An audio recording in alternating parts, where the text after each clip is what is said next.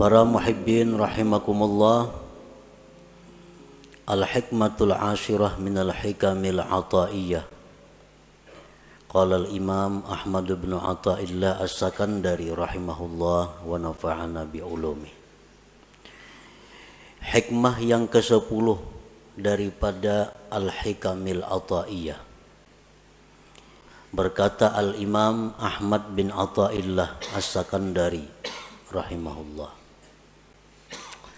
al-a'malu suwarun qa'imah wa arwahuha wujudu sirril ikhlasi fiha. Bermula amal-amal adalah rupa-rupa yang berdiri, dan roh-roh itu amal adanya sirrul ikhlas pada amal itu. Nah, para muhibbin rahimakumullah, dimaksud dengan apa yang disebutkan oleh Al-Imam Ahmad ibnu Athaillah tadi adalah al-a'malul jismaniyatu wal qalbiyatu ajsadun. Bermula amal-amal, baik itu amal-amal berupa jismani seperti sembahyang, membaca Al-Quran, itu disebut amal jismaniyah. Ataupun amal-amal berupa qalbiyah, amal-amal hati seperti taubat,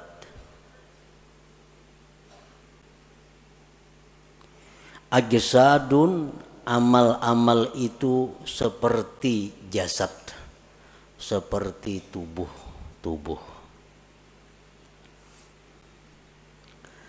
Wa arwahuha wujudul ikhlasi fiha, maka bermula roh amal itu adalah adanya ikhlas pada amal-amal itu. Fal ajsadu bila arwah sakitatun mayitatun. Bermula jasad dengan tidak ada rohnya, maka itu akan jatuh gugur dan mati. Wa kadzalikal a'mal, demikian pula amal-amal, la qiyamalaha, tidak ada tegak dengannya, illa biwujudil ikhlasi fiha, melainkan dengan adanya ikhlas pada amal-amal itu. Nah, para muhibbin rahimakumullah, Imam Ahmad ibnu Athaillah mencontohkan amal perbuatan kita ini, baik yang jismani atau yang rohani, itu seperti tubuh, seperti jasad. Sedangkan rohnya adalah ikhlas. Artinya bahwa amal yang kita lakukan itu kalau tidak ikhlas berarti tidak punya roh. Jasad yang tidak punya roh itu akan dikubur, akan tidak bisa dimanfaatkan. Nah, demikian pula amal ibadah kita yang tidak ada ruhnya, tidak ada ikhlasnya, akan tersia-sia, tidak diterima di sisi Allah Subhanahu wa ta'ala.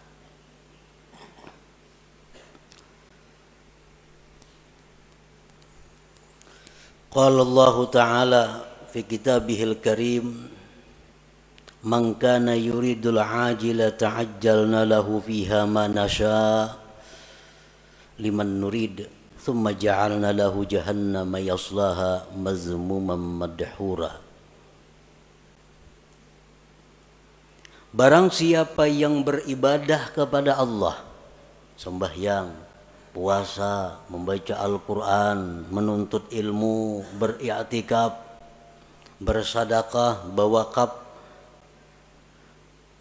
Barang siapa yang beribadah kepada Allah dengan tujuan duniawi, nah, dengan tujuan dunia, orang bersedekah tujuan supaya dipuji,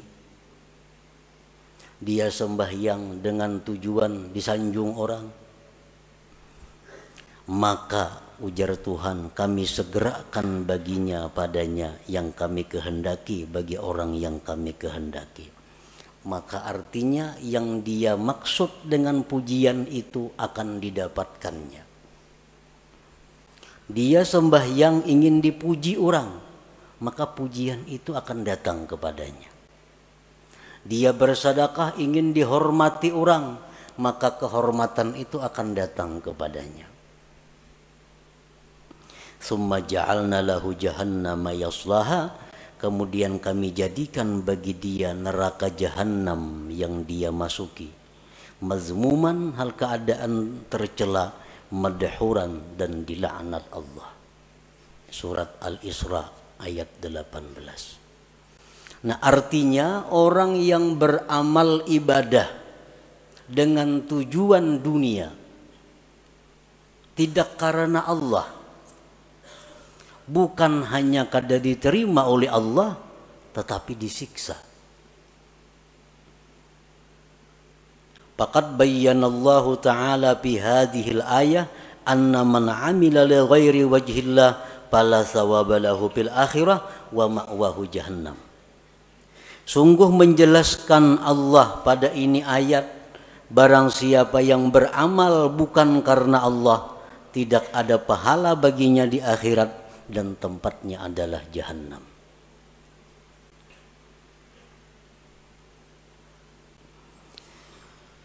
Para muhibbin rahimakumullah, Rasulullah sallallahu alaihi wasallam bersabda, innal abda la ya'malu a'malan hasanah fatas'adul malaikatu fi suhufin mukhtatamah fatulqa baina yadayillahi ta'ala fayaqulu alqu hadhihi as-sahifah fa innahu lam yurad bima fiha wajhi.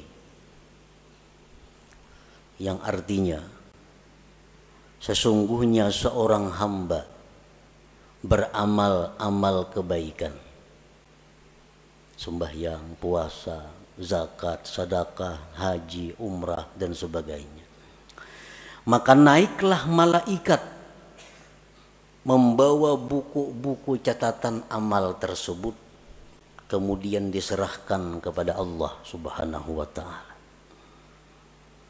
Maka Allah berfirman, limparkan ini catatan amal, bahwasanya dia tidak dikehendaki dengan yang ada pada catatan itu akan zatku, ujar Tuhan. Artinya buang itu amalan, karena inya beramal itu bukan karena aku. Waqala Rasulullah sallallahu alaihi wasallam, idza kana akhiruz zaman sarat ummati thalasa firaq, firqatun ya'buduna Allah khalisa, wa firqatun ya'buduna Allah riya'a, wa firqatun ya'buduna Allah liyastakilu bihin nas. Fayaqulu Allahu azza wa jalla lil mukhlisin idhabu ilal jannah, wa yaqulu lil akharin idhabu bihim ilan nar. Apabila akhir zaman, ujar Rasulullah, jadilah umatku itu 3 kelompok, 3 golongan. Satu golongan yang beribadah kepada Allah ikhlas. Golongan yang lain ada yang beribadah riya, mengharapkan sesuatu dari makhluk, baik itu materi atau pujian. Satu golongan yang beribadah kepada Allah untuk mencari makan dengan manusia. Allah berfirman pada hari kiamat, bagi orang-orang yang ikhlas, masuklah kalian ke dalam surga. Dan Allah berfirman bagi yang lainnya, pergilah dengan mereka itu ke dalam api neraka. Para muhibbin rahimakumullah, dengan dalil-dalil ini jelas bahwasanya ikhlas itu adalah satu kewajiban yang mesti ada dalam setiap amal ibadah. Tanpa ikhlas, amal ibadah itu tersia-sia dan kita pun akan disiksa oleh Allah Subhanahu wa ta'ala. Nah, para muhibbin rahimakumullah, dengan demikian kita wajib belajar apa itu ikhlas. Dan kita wajib berusaha untuk bisa mendapatkan ikhlas itu, agar kita menjadi orang yang selamat di akhirat nanti. Nah, berbagai macam pendapat para ulama tentang ikhlas itu apa. Satu syekh mengatakan ikhlas itu ini. Ada lagi imam ini mengatakan ikhlas itu macam ini. Ada lagi seorang guru menyatakan ikhlas itu macam ini. Nah, kita ambil dari sekian banyak pendapat tentang ikhlas itu satu pendapat daripada para imam-imam itu. Al-ikhlasu ala salasi darajat. Ikhlas itu 3 tingkat. 3 tingkatan. Yang pertama disebut darajatil awam. Ikhlas tingkatan orang awam. Ini ikhlas sudah ada punya harga di sisi Allah, walaupun murah daripada tingkatan yang berikutnya, tapi sudah dihargai oleh Allah. Kita beribadah sembahyang, kita pakai ikhlas orang awam, itu sudah berharga, cuma harganya lebih murah dibanding ikhlas tingkatan-tingkatan yang berikutnya. Nah, ikhlas orang awam ini artinya adalah ifradul haq bi kasdil ibadah ma'a talabil huzuzid dunyawiyyati wal ukhrawiyyah ka hifzil badan wal mal wa sa'atir rizq wa dukhulil jannah wan najati minan nar. Ikhlasnya orang awam itu adalah mengesahkan Tuhan pada tujuan ibadah. Memang inya beribadah itu tujuannya adalah semata-mata karena Allah, tidak ada karena yang lain. Nah, inya sembahyang karena Allah, tetapi beserta menuntut bahagian duniawi dan ukhrawi. Inya sembahyang karena Allah. Di samping itu, mudahan diluaskan Allah rezeki, mudahan dipeliharakan Allah harta nang ada, mudahan mati masuk ke surga, mudahan terhindar daripada api neraka contohnya. Nah, ini sudah ikhlas untuk golongan orang-orang awam. Inya bazakatunya karena disuruh Allah, perintah Allah. Tetapi ini ada minta kepada Allah.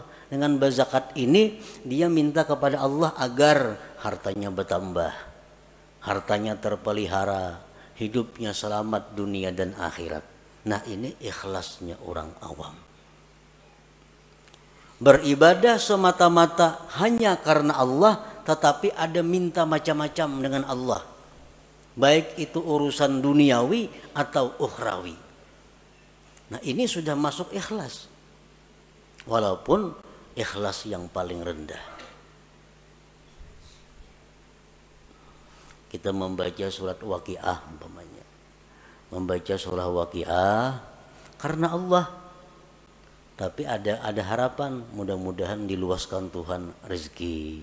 Nah, itu ikhlas ngarannya, tapi ikhlas tingkatan orang awam.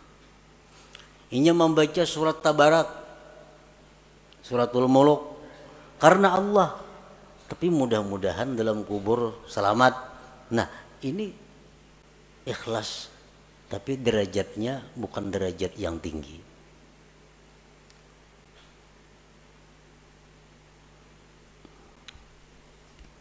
Yang kedua, darajatul khawas, derajat ikhlas orang khawas. Ifradul haqqi fil ibadah ma'a talabil huzuzil ukhrawiyah kadukhulil jannati wan najati minan nar wal ma'rifati wal musyahadati wa ghairiha. Ikhlas tingkatan yang kedua tertinggi ini, talarang Allah menghargai daripada yang pertama tadi. Nah, ikhlas derajat yang kedua ini adalah mengesahkan Allah pada ibadah. Artinya inya beribadah itu semata-mata hanya karena Allah, kada karena yang lain. Tetapi serta tuntutan akhirat, masuk surga, selamat daripada api neraka, diberi Tuhan ma'rifat, diberi Tuhan musyahadah. Nah, ini yang dituntutnya kepada Allah. Nya berzikir umpamanya 1000 sehari atau 10.000 sehari. La ilaha illallah, la ilaha illallah. Tujuannya apa berzikir ini? Karena Allah. Allah nyuruh berzikir. Tapi inya minta kepada Allah agar diberi ma'rifat kepada Allah, agar diberi musyahadah. Nah, ini ikhlas tapi menurut tingkatan khawas ngarannya. Belum lagi sampai ke derajat yang tertinggi daripada ikhlas itu. Tapi sudah ikhlas ngarannya. Ya tadi orang membaca surah Tabarak supaya dalam kubur selamat daripada fitnah kubur. Nah, ini ikhlas. Tuntutan akhirat. Ini ikhlas derajat khawas ngarannya. Ini kadada dalam ibadah itu minta kepada Allah urusan dunia kadada. Nah, beribadah kepada Allah karena Allah, nang dimintanya kepada Allah urusan akhirat. Kadada urusan disihatkan badan, kadada urusan dimurahkan rezeki, kadada urusan berdagang supaya payu, kadada. Urusannya apa? Inya beribadah nih karena Allah, nang dimintanya kepada Allah urusan akhirat. Nah, ini ikhlas tingkatan nang nomor 2. Ini lebih hebat daripada yang pertama tadi. Yang ketiga, darajatul khawasil khawas. Nah, ini derajat yang tertinggi. Tahqiqul ubudiyah wal qiyamu bi huquqir rububiyah fil ibadah. Dia beribadah itu semata-mata memantapkan kehambaannya dan mendirikan dengan hak Tuhannya. Aku beribadah ini semata-mata karena Allah dan aku ini adalah hamba Allah, titik. Perkara masuk surga, perkara neraka itu kada tahu urusannya. Nah, inya berzikir karena menjunjung perintah Allah, habis ingat situ. Inya sembahyang, aku semata-mata menjunjung perintah Tuhan karena aku ini hamba, aku mesti sembahyang. Habis ingat situ. Kadada macam-macam lawan Tuhan tuh kehendak permintaan kadada. Nah, inilah derajat ikhlas yang tertinggi itu. Nah, para muhibbin rahimakumullah. Jadi apapun di antara derajat ikhlas yang 3 macam itu, apabila ada di dalam amal ibadah kita, maka amal ibadah kita itu sudah hidup, sudah punya roh. Artinya ada harga di sisi Allah Subhanahu wa taala. Kita membaca Quran, di dalam situ ada ikhlas, walaupun derajat-derajat orang awam sudah selamat. Apalagi kita membaca Quran, di situ ada ikhlas derajatnya orang khawas, lebih larang lagi Allah menghargai. Apalagi ikhlas nang nomor 3, makin larang lagi harganya. Nah, makanya ibadah itu dibalas 10, bisa 70, bisa 100, bisa lebih pada itu, tergantung mutunya ibadah itu, tergantung kualitasnya ibadah itu. Para muhibbin rahimakumullah. Nah, jadi kita sudah tahu pentingnya ikhlas tadi. Pentingnya kita beribadah itu karena Allah. Kalau kada macam itu, sembahyang kita ditolak dan kita disiksa. Kita puasa kada karena Allah, puasanya ditolak dan kita disiksa. Kita bersedekah kada karena Allah, berbagi-bagi duitnya, tapi kada karena Allah, duitnya kada diganti Tuhan, berpahala kada, disiksa, duitnya habis. Kalau orang tuh bersedekah karena Allah,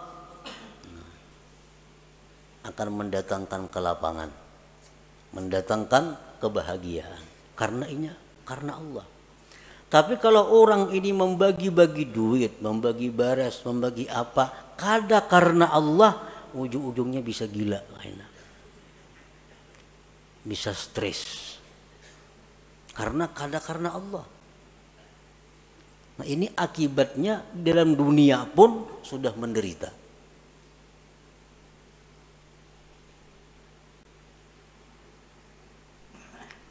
Jadi ikhlas ini bukan hanya perkara diterima kada diterima, disiksanya ini yang jadi masalah. Sembahyang nang mestinya jadi ibadah berbalik menjadi maksiat. Membaca Quran nang mestinya ibadah karena kada ikhlas jadi maksiat. Bersedekah nang mestinya ibadah tapi karena kada ikhlas jadi maksiat. Nah, oleh karena itu kita wajib fardhu ain mempelajari apa itu ikhlas supaya bisa amal itu diterima oleh Allah Subhanahu wa taala. Dan sesudah kita belajar ikhlas tadi macam itu, tinggal kita berusaha bagaimana cara mengamalkan, bisa melakukan ikhlas itu. Para muhibbin rahimakumullah, yuktasabul ikhlas bitadabburil ayati wal akhbar bi targhibil ikhlas wa tarhibir riya. Nah, supaya kawa ikhlas, kita sudah tahu tuh di ikhlas tadi ibadah nang karena Allah, kada ada karena nang lain-lain, itu ikhlas. Tahu sudah kita. Cuma kayak apa supaya kau menerapkan itu di dalam ibadah kita. Nah, ikhlas itu diusahai pertama dengan merenungi ayat-ayat, hadis-hadis yang menggemarkan ikhlas dan menakuti riya. Nah, kita cari, kita renungi Al-Quran, bagaimana memuji orang yang ikhlas. Al-Quran, Al-Hadis, bagaimana menerangkan akibat surga terhadap orang yang ikhlas. Al-Quran, Al-Hadis menakutkan bagaimana orang yang kada ikhlas. Orang yang kada ikhlas itu beramal, apapun amal ibadah, kada ikhlas. Itu di akhirat dipanggil Allah dengan panggilan ya munafik, hai munafik. Ya ghadir, hai penipu. Nah, kita tuh beribadah kada ikhlas. Allah memanggil di akhirat dengan panggilan hai penipu, hai orang munafik. Nah, ini yang kita renungi hadis-hadis seperti ini agar kita bisa ikhlas. Bahkan diriwayatkan bahwa orang yang tidak ikhlas itu nanti di akhirat akan diulu-ulu oleh Allah. Sebagaimana dia dalam dunia mengulu-ulu kepada Allah. Kan sembahyang. Tapi sembahyang ini yang dicarinya adalah pujian. Itu mau ulu-ulu Tuhan ngarannya. Kisahnya menyembah Tuhan, tapi hatinya menyembah orang yang dia harapkan. Nah, di akhirat dibalas Allah. Biar Tuhan pulang bin pulan masukkan ke surga. Masukkan. Nah, bejurut kesukaan ke surga. Sampai kamu ke pintu surga ditutup orang pintunya, tak ditutup. Ujar Tuhan dalam dunia ikam maulu-ulu aku, sekarang giliranku maulu-ulu ikam. Nah, ditampayakan surga kenikmatan, sekalinya kada boleh masuk ke neraka dulu singgah. Nah, inilah akibat orang yang maulu-ulu Allah di dalam dunia. Bersedekah itu ibadah. Mestinya karena Allah. Tapi kalau kada karena Allah itu istihza billah, maulu-ulu dengan Allah. Allah akan membalas nantinya ulu-ulu itu di akhirat. Nah, jadi kita untuk dapat ikhlas itu pertama merenungi ayat Quran, hadis-hadis Nabi tentang bagaimana orang ikhlas, bagaimana akibatnya orang itu mun kada ikhlas. Yang kedua, supaya bisa ikhlas itu wa bi ikhfa'i wa kitmanil hasanati wal a'malis shalihat, menyembunyikan amal-amal saleh itu, baik waktu melakukannya atau sesudah melakukannya. Nah, bersembunyi ini mendukung supaya ikhlas. Beramal saleh, sembahyang sunat, pokoknya hal-hal yang kada disuruh kita benampak, sembunyikan amal-amal itu. Jangan dikisah-kisahkan, jangan dikuya-kuya, karena mengurangi nilainya, bahkan bisa menggugurkan pahala. Nah, kita menyimpan amal saleh serapi-rapinya itu membantu keikhlasan. Yang selanjutnya agar kita bisa ikhlas, nah ini yang paling penting, wabikat ittama anil khalqi, memutus tamak daripada makhluk. Selama kita masih tamak dengan makhluk, kita sulit untuk ikhlas itu. Nah, selama kita masih ada yang kita kehendaki daripada makhluk, sulit untuk ikhlas. Kita kepingin makhluk itu sayang lawan kita kepingin makhluk itu hormat lawan kita kepingin makhluk itu mencintai kita kepingin makhluk itu memberi sesuatu kepada kita kepingin makhluk itu agar memilih kita. Selama itu ada dalam hati, kita sulit untuk ikhlas. Nah, sulit untuk ikhlas. Jadi putuskan harapan-harapan kepada makhluk.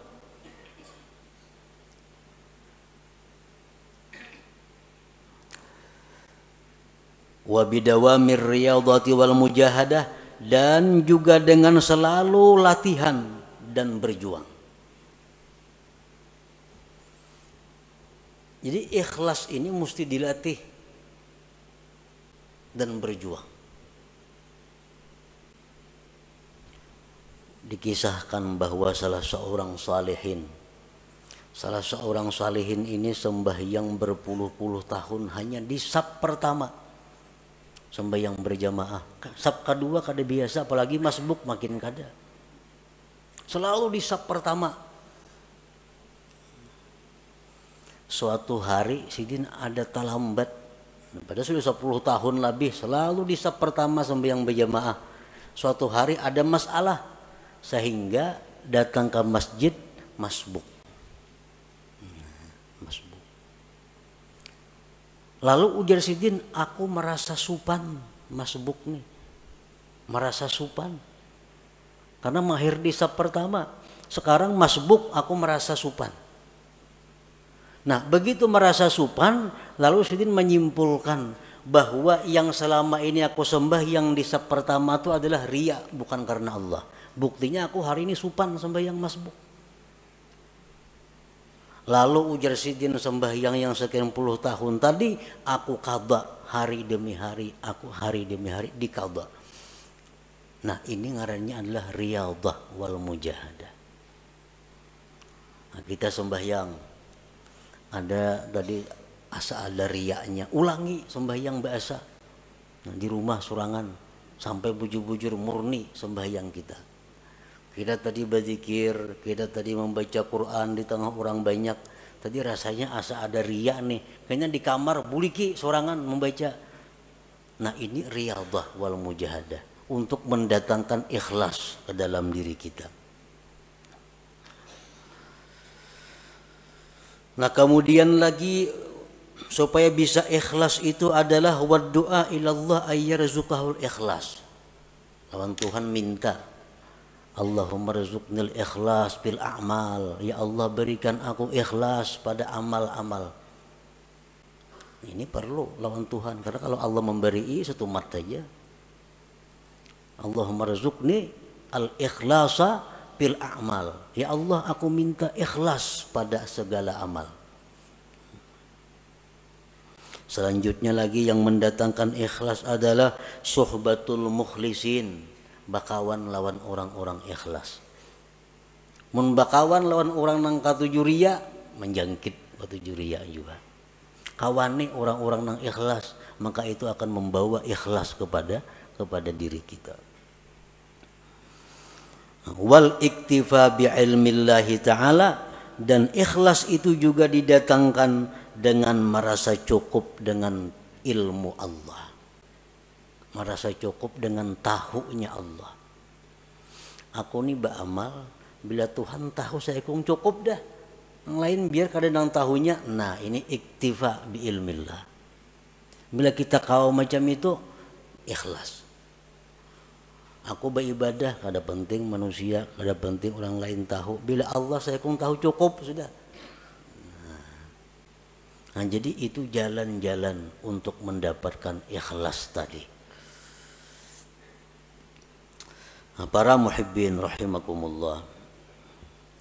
Qala ba'duhum man amila arba'atan biduni arba'atin lam yantafi bi'amali. Barang siapa yang beramal, berbuat 4 perkara tanpa disertai dengan 4 perkara yang lain, maka dia tidak akan bisa mengambil manfaat dengan amalnya. Yang pertama, al-khaufu biduni hazar. Takut tapi kada waspada. Takut tapi kada menghindar. Ini sia-sia. Takut kepada Allah tapi parak lawan maksiat. Kalau takut kepada Allah itu jauhi maksiat. Bagaimanapun kita takut kepada Allah tapi kada berjauh dengan maksiat, itu kada bermanfaat takutnya itu. Yang kedua, ar-raja biduni talab. Mengharap tapi kada mencari. Mengharap rahmat Allah di bakalumbun di kalambu. Mengharap rahmat Allah itu baudo, sembahyang, ambil tasbih, berzikir. Nah, ayo mengharap rahmat Allah. Kalau mengharap tapi kada mencari, maka mengharap itu sia-sia. Yang ketiga, al-istighfar bidurin nadam. Minta ampun tapi kada menyesal. Astagfirullah, astagfirullah, astagfirullah, astagfirullah, astagfirullah. Tapi dalam hati kada ada penyesalan berbuat dosa. Istighfarnya sia-sia. Mestinya kita mengucap astagfirullah itu di dalam hati ada menyesal terhadap dosa yang dilakukan. Astagfirullahaladzim, kan artinya aku minta ampun kepada Allah. Astagfirullah, aku minta ampun kepada Allah. Mesti ada sesal di dalam hati. Nah yang keempat, al-amal biduni ikhlas. Beramal tapi kada ikhlas, kada ada harganya juga. Lam yantafi bi amali, kada bermanfaat dengan amalnya. Jadi kalau kita hendak melakukan ibadah, mantapakan dulu nih, karena Allah atau kada. Bila kada karena Allah, hadangi dulu. Jangan terburu-buru, jangan tagasak-gasak, jangan umpatan. Jangan umpatan, beribadah kada sah umpatan itu. Ibadah itu mesti berdasarkan ilmu.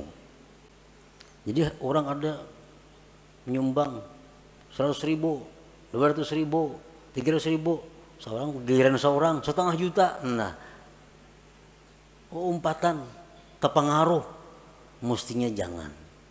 Nah, ikhlasakan dahulu bujur-bujur. Bila sudah ada ikhlas, sudah karena Allah, nah hanya kita surung amal ibadah itu, kita lakukan amal ibadah itu. Kada kawa umpatan beribadah. Karena ngapa kau bujurakan dahulu niat kita supaya ikhlas. Qala Syakik rahimahullah, husnul amal fi salasati asya, baiknya amal itu pada 3 perbuatan, pada 3 sesuatu. Allah itu baik, Allah kada menerima kecuali yang baik. Allah itu kada menerima amal kecuali amal yang baik. Amal yang baik itu macam apa? Awwaluha ayyaral amala minallahi ta'ala linafyil ujub. Yang pertama yang perlu bagi orang nang beramal itu bahwa dia melihat bahwa amal itu adalah dari Allah. Aku ni kawa sembahyang, aku ni kawa puasa, aku ni kawa naik haji, aku ni kawa bersedekah, itu adalah anugerah dari Allah. Bukan karena kepintaranku, bukan karena kekuatanku, bukan karena kehebatanku. Tapi aku kawa melakukan ibadah-ibadah ini adalah anugerah Allah, taufik Allah. Itu yang perlu supaya jangan ujub kita. Nah yang kedua, ayyurida bihi ridallah likasril hawa, bahwa dia beramal itu menghendaki keridaan Allah, bukan untuk kesenangan diri sendiri. Beramal, beribadah itu yang kita cari itu adalah kesenangan Tuhan. Bukan ibadah nang pas lawan kehendak nafsu. Ini ada ibadah itu nang pas lawan kehendak nafsu. Nah itu bukan itu yang kita cari. Kita cari itu ibadah nang pas dengan keridhaan Allah. Kayak orang sembahyang rajin di masjid-masjid tuh.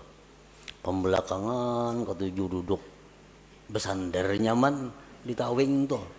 Itu beribadah mencari kesenangan nafsu. Kalau kesenangan Allah di sab pertama itu Allah senang di situ kita beribadah.